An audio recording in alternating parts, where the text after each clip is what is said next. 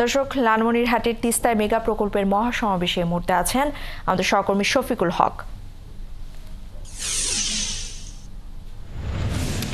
শফিক, প্রথমেই আপনার কাছ থেকে আমরা যেটা জানতে চাচ্ছি শফিকুল, যে মহাসমাবেশের প্রস্তুতি কেমন দেখছেন, আর আরেকটা ব্যাপার জানতে চাচ্ছি যে এই যে তিস্তা পাড়ের মহাসমাবেশ ঘিরে আজকে নিশ্চয়ই সেখানকার স্থানীয়রা বেশ তাদের মধ্যে উত্তেজনা বিরাজ করছে।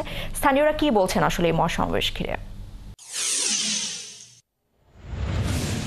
মহাসমাবেশ ঘিরে যারা এখানে উপস্থিত হয়েছেন, ইশরাত, আপনাকে শুরুতে এটা জানিয়ে রাখি যে তাদের যে দীর্ঘদিনের দাবি যে তিস্তার যেই সমস্যাগুলো সেগুলো সংকট নিরসনে যেন সরকার অতি দ্রুত পদক্ষেপ নেয় এবং এই ভারত যে পানির যে ন্যায্য হিস্সা থেকে বাংলাদেশকে বঞ্চিত করছে সেটি যেন সুরাহা হয়, এই দাবিতে কিন্তু সকাল থেকেই তারা এই শিক্ষার্থী এবং শিক্ষকবৃন্দকে অনুরোধ করছি তিস্তার নদী রক্ষা আন্দোলনের যে 48 ঘন্টার কর্মসূচিতে এসেছেন এবং তারা যেটা দাবি করছেন আজকের এই সমাবেশ থেকে বিএনপি মহাসচিব মির্জা ফখরুল ইসলাম আলমগীর তিনি এই আনুষ্ঠানিক উদ্বোধন ঘোষণার মধ্য দিয়ে কিন্তু তার যে বার্তা সেটি তিনি দিবেন ভারতের কাছেও তাদের একটি বার্তা থাকবে, কড়া বার্তা, যে তারা যে পানির ন্যায্য হিস্সা থেকে বাংলাদেশকে বঞ্চিত করছে যেন অতি দ্রুত সুরাহা করা হয়।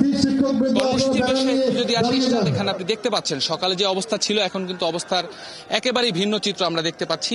যে চরে আমরা সকাল থেকে অবস্থান করছিলাম এখানে কিন্তু তখন ধীরে ধীরে লোকজন এই তিস্তা পাড়ের বাসিন্দা যারা তারা কিন্তু আসতে শুরু করছিলেন, তবে ইতিমধ্যেই এই পুরো সমাবেশের যে সামনের স্থানটি সেটি কিন্তু পরিপূর্ণ হয়ে গিয়েছে। এই আশপাশের অঞ্চল বিভিন্ন অঞ্চল থেকে এখানে মানুষ এসেছেন এবং তাদের যে দাবি দেওয়া সেটি কিন্তু সকাল থেকে দাবি দেওয়া আমাদের কাছে তুলে ধরছিলেন। পাশাপাশি এখন তারা অপেক্ষা করছেন যে আসলে এই মঞ্চ থেকে কি ধরনের বার্তা তাদের কাছে আসে এবং তাদের যে সংকট সমাধান সেটির যেন কোনো সুরাহা আদৌ হয় কিনা।